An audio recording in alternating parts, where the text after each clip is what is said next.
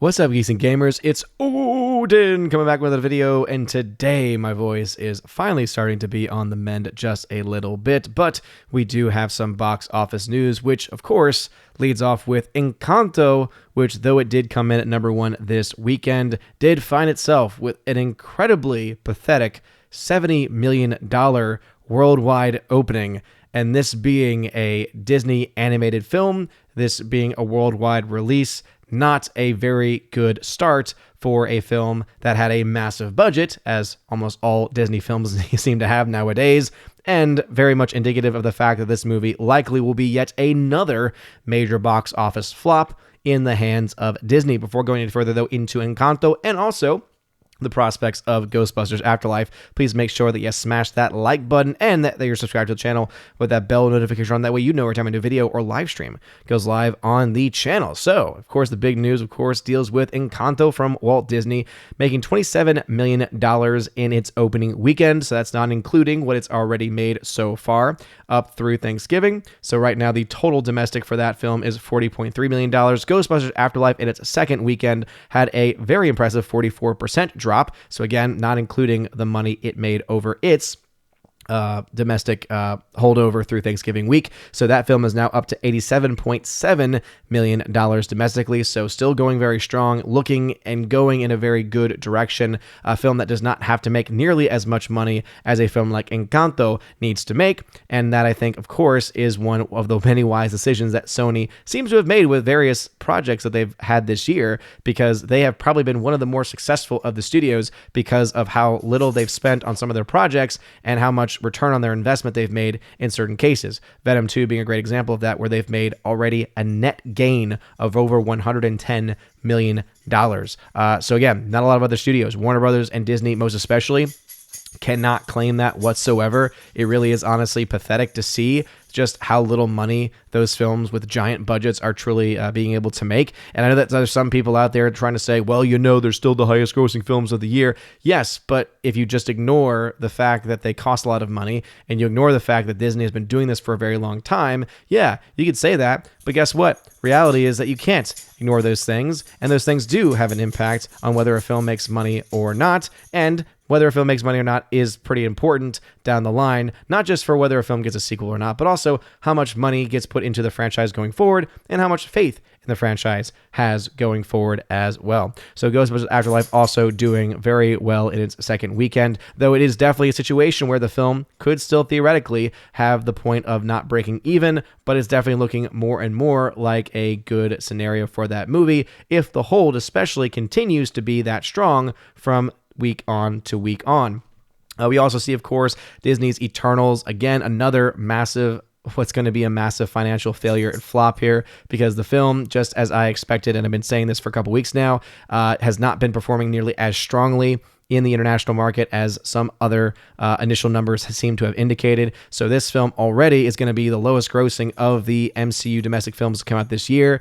And even though it has surpassed both of those films, Black Widow and Shang-Chi, internationally, it does not look like it's going to make nearly enough in either of those categories to even be the highest grossing film of this year amongst the MCU. It will probably have a chance of passing up a film like Black Widow, but will likely fall short of Shang-Chi. And because this film costs an extra $50 million over Shang-Chi, that's the reason why this film is going to end up being a pretty massive financial failure, which again should be pretty much a commonplace idea and concept at this point in the world of Disney. So Encanto, as you can see, we just have the domestic numbers here, though it has been reported in other sites that the film made an extra $30 million overseas. So the film opened up to around $70 million, maybe another $20 million, so around $60 to $70 million it has made worldwide opening. That's incredibly weak. Let me go ahead and just double check my charts. Yeah, so around $70 million or so. That's an incredibly weak. Again, keep this in mind. This is a Disney animated project. When in the world have Disney films ever done this poorly? And I know that the easy excuse is to say, yeah, well, COVID. The issue, of course, is that, okay, but there's been exceptions to the, it's COVID rule, especially when you talk about domestic markets. It's one thing to talk internationally. I think there's a lot more COVID excuses to be accepted internationally because of just the crazy mandates other countries have been putting into place that here in the United States and here in North America we have not had. Not to say that there has not been our own craziness happening here stateside. But when you remember the fact that you have these massive lockdowns happening, these massive protests happening across various European countries, amongst others, you start to realize, okay, it seems to make a little bit more sense as to why the box office kind of struggled in all of those different areas and all those different places. There really isn't the same to be said for here domestically, though, because we haven't had as much. And a great example of that is Venom 2. Venom 2 in its opening weekend made $10 million more than the first Venom did. Even when you adjust that for inflation, it still made roughly $10 million more than the original. So you can only use COVID as an excuse for maybe certain markets and at certain times, but it comes to a point where you have to realize, okay, there's more to it than just COVID. There's more to it than even just the cost of these films. It also has to do, I think, with the fact that these are films that are just not appealing to mass audiences, where you see there's different events going on across the country that are packing stadiums, that are packing different places. They're offering a product, and I know that it is different too, and I've even said this on occasion, right? Where there is a clear difference there, because you're talking about a singular event, right, where you have one opportunity to see a specific game or to see a specific concert, whereas with a movie you have several different show times being showcased all across. So there is a huge difference there. But the fact that you do see a passion when it comes to those other events, whether they are sports or others, and then you don't see that same passion when it comes to films, I think also needs to be taken into account as well. And is, I think, again, indicative of the fact that Disney and other studios really just aren't providing products that people actually want to see, with very few exceptions. One of those exceptions, I would argue, is Ghostbusters. This is a film that was not expected to do nearly as well as it is doing. Yes, it is not doing well internationally. And again, that's kind of what was to be expected, not just because Ghostbusters is not much of an international property, but also because of what's going on in the national marketplace. Whereas with domestic box office, it's doing much better than what they had initially intended. So this film is going to easily pass $100 million here domestically. And because it needs to only make a certain amount of money to break even, and likely will break even and get very close to breaking even at the very least, it would be argued then that even if it gets very close to that break-even number, that it's going to be able to make that up in Blu-ray and 4K sales because of just how much passion there is from fans who have been very much enjoying this film, unlike many of the other films that have been showcased and like the other films that have been put out by some of the other studios so far this year. I did want to talk about a couple other films that, of course, had gotten a lot of attention on the channel. So Eternals, right? This says $350 million.